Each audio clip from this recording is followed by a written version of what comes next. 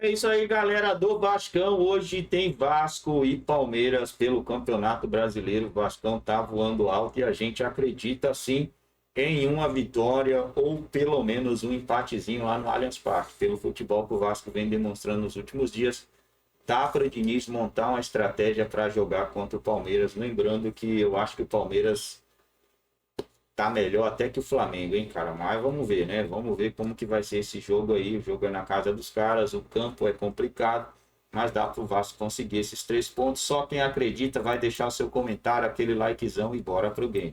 Vamos lá, fala do Vasco, começar falando do Vascão. É o Vascão.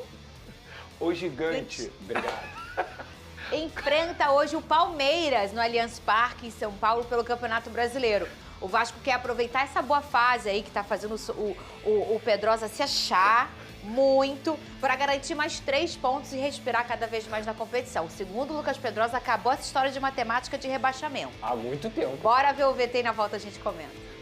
Embalado por 2 vitórias seguidas, o Vasco vai ao Allianz Parque, na capital paulista, enfrentar o Palmeiras em mais uma rodada do Campeonato Brasileiro, sem perder as 7 partidas e com uma boa distância da zona de rebaixamento. A equipe do técnico Fernando Diniz quer aproveitar a boa fase para emplacar mais um triunfo e quebrar um tabu de 10 anos de derrotas em qualquer competição para o atual terceiro colocado da tabela. Outro dado importante sobre o duelo é que desses últimos 10 anos, em 5, o Palmeiras teve e tem como mandante o técnico Abel Ferreira, que viu o Cruz Maltino trocar de comando por 13 vezes até chegar em Diniz, que está em sua segunda passagem. Mas agora o cenário é outro e Diniz chega ao duelo em seu momento de maior estabilidade. Outro pronto para quebrar tabus logo mais é o atacante Verratti, que pode começar na partida. Desde que chegou ao Vasco em 2023, somente 4 times passaram ilesos aos gols do Pirata. Um deles é justamente o Palmeiras.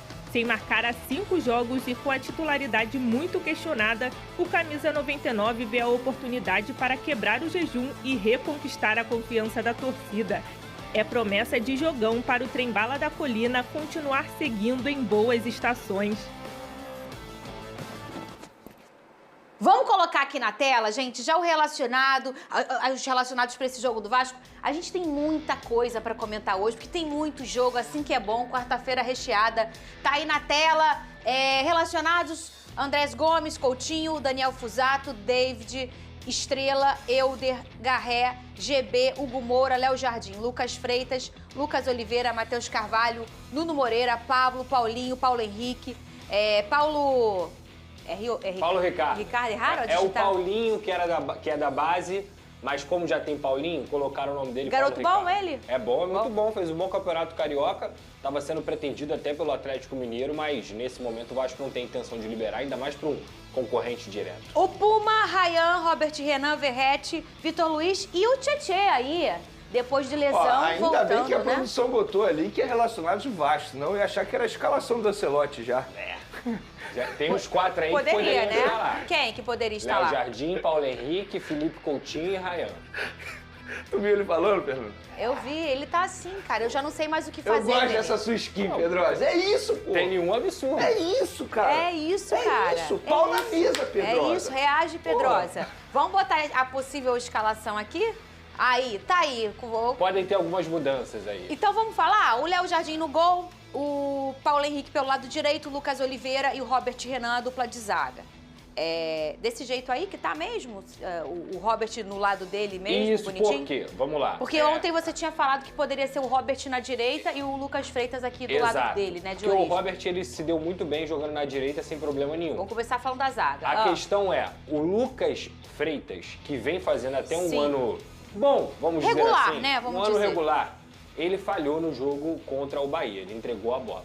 Ele fez até um bom jogo, mas ele entregou a bola pro jogador do Bahia, o Sanabria, e conseguiu fazer o gol. O Lucas Oliveira, no jogo que ele entrou contra o Flamengo, ele entrou muito bem. Ele teve que segurar uma rabuda, digamos assim, no momento que o Robert teve a concussão, e ele entrou muito bem. Então, o Diniz, ele é o cara que gosta de priorizar quem tá bem. quem tá entrando melhor, quem tá num momento bom. Então eu acho que o Lucas Oliveira tem grande chance de ganhar essa vaga na vaga do Lucas Freitas, e isso é uma dúvida do próprio Fernando Diniz, justamente porque você não vai deslocar o Robert de lugar. Então você mantém um zagueiro pelo lado direito e um zagueiro pelo lado esquerdo. A volta do Tietê, ela é uma volta que o Vasco tomou todo cuidado para ele retornar 100%, porque a volta contra o Botafogo, quando ele se machucou de novo, foi uma volta acelerada muito por conta também da lesão do Jair e pelo teor do jogo ser mata-mata. Então, o Tietê... E por ele gostar de jogo grande, dele ter um mental competitivo, vitorioso, Exato. e conhecer bem o Botafogo, Mas eu acho a volta foi precipitada. foi E isso ficou claro, porque ele se machucou de novo. Dessa vez, ele deve iniciar o jogo. A chance é muito grande dele iniciar o jogo com uma minutagem reduzida, até porque tem um Cocão lá no banco de E ele reservas. vai na maré contra, porque que eu acho bom, que é o que a gente sempre defende aqui, quase ninguém faz. Sim. Tá machucado? Começa com ele É. e vê o quanto ele vai durar, em vez de, Eu eu tenho o quê? Eu tenho 20 minutos pra usar o cara. Sim. 20, também não, né? Mas 45. Eu tenho 45 minutos pra usar o cara, começa com alguma coisa acontecer, você pode trocar. Agora, geralmente, eles fazem o contrário. Eles deixam pra botar no decorrer do jogo, né? Mas Quando o tem uma Diniz não minutagem leva menor. muito isso em consideração. O Diniz é um cara que é até engraçado, né? Quando o GPS tá apitando no treino, ele acha que o cara tem que continuar treinando? O cara continua treinando. Tira o GPS e continua o treino. Ele é um cara que sente muito o que o atleta vai responder. Se o Tietê falou pra ele que ele tem condição de começar como titular, ele vai colocar o Tietê como titular. Você pode ter certeza. É igual o papo que a gente estava conversando aqui sobre poupar o Felipe Coutinho ou não. Meu amigo, pro Diniz isso não existe. Pro Diniz, o cara, se ele tá bem, ele tem que jogar. O que faz o jogador ganhar ritmo de jogo, ganhar condição física, é jogar. Então, na cabeça dele, é isso. E é por isso que o Tietê deve ser titular hoje. O resto é o mesmo, mas... O Puma pelo lado esquerdo, o Tietê e o Hugo Moura. O Hugo Moura como até primeiro porque, e o Tietê Pedrosa, como segundo. Puder abrir aqui a tela, por favor? Aí, muito bem. ontem, Fernandinha, a Felipe gente Coutinho, Ryan, Nuno Moreira pela esquerda e o Verratti lá na frente. Lembrando que o Barros está suspenso, por isso que ele não é titular. Fala, Até Felipe. porque, Pedrosa e Fernandinha, ontem a gente mencionou aqui sobre a ausência do Cauã Barros, que pra mim essa é a principal ausência, embora o Cuesta tenha chegado muito bem à zaga do Vasco da Gama. Então o Tietê seria uma peça crucial para essa posição que não vai ter o principal jogador, o Cauã Barros. Que a gente brinca aqui, o Pedrosa brincou outro dia, Pitbull e tal, mas de fato é isso. Desde quando ele chegou e se tornou titular nesse retorno dele, o Vasco não perdeu. Isso não é uma coincidência, porque ele é uma peça importante. Sim. Eu tô com vocês nessa, e eu acho que tem que ouvir o atleta também, porque o atleta pode chegar e falar: ô Diniz, eu prefiro começar. Eu não tenho 90 minutos para jogar, mas eu prefiro começar. E pronto. E a gente está falando de um Tietê, que assim, conhece muito bem o futebol do Fernando Diniz, um cara extremamente experiente, e é um jogo grande. É um jogo importante que com certeza o Tietê quer começar essa partida. E tem a lei do ex, que pode pintar aí pro Tietê, Tem, né? mas tem um outro ponto importante também, nessa parte da frente aí. Aqui, essa linha que você está falando, Ryan, Nuno e Verratti e o Sim. Coutinho. O que eu posso trazer de informação para vocês é o seguinte: não se espantem se o Verratti começar no banco.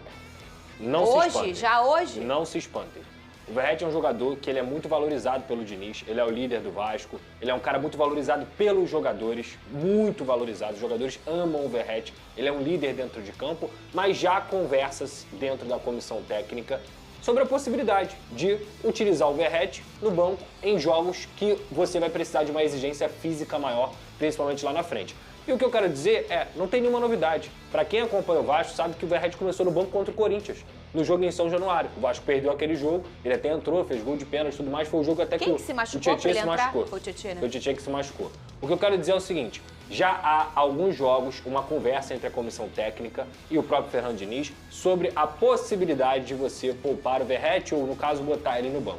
Então, não se espantem se ele começar no banco hoje. E quem fica no lugar dele? Seria ou o Carlos Andrés Gomes ou o próprio David. São as duas opções para esse caso, Qual porque que o você Matheus prefere? França se machucou. O Matheus França teve uma entorse no tornozelo e ele deve ficar algumas semanas aí parado.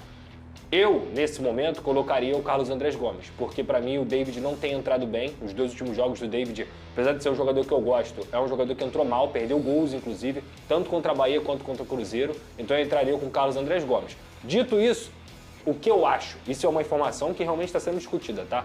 No final das contas, a palavra final é sempre do Diniz. Sempre. Claro. Você pode sugerir, você pode falar e tudo mais, mas ele tem resolvido manter o Verratti.